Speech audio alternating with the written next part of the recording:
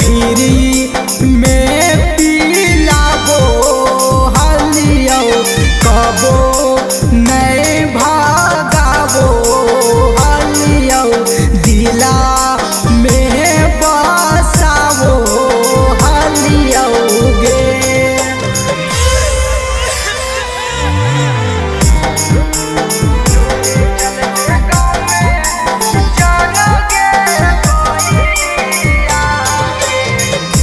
Mixed by Ankit Ahi।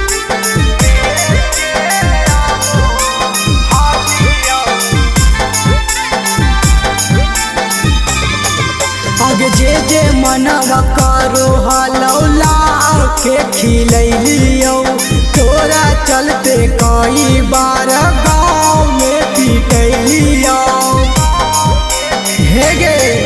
आगे जे मनवा करो हलौला के खिलैलियो तोरा चलते कई बार गौवा में पिटैलियो तोरे चलते घर से गाड़ी बात सुनी के मिले खातिर आबो हलियो गे। तोरे चलते घर से गाड़ी बात सुनी मिले खातिर आबो हलियो गे। किरुसाला पर तोरा हम मानाबो हलियो जाना कह के बोलाबो हलियो दिला में बसाबो हलियो गे।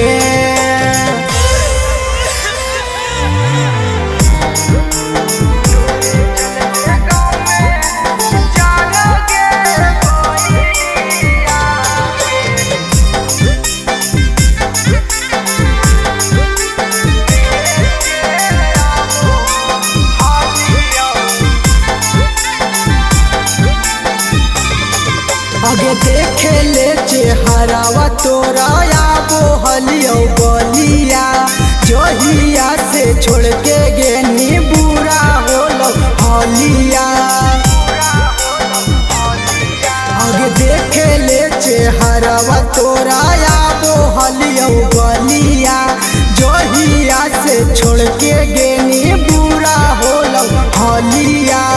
तोरे चलते मिस्री कमल पर कही लोरा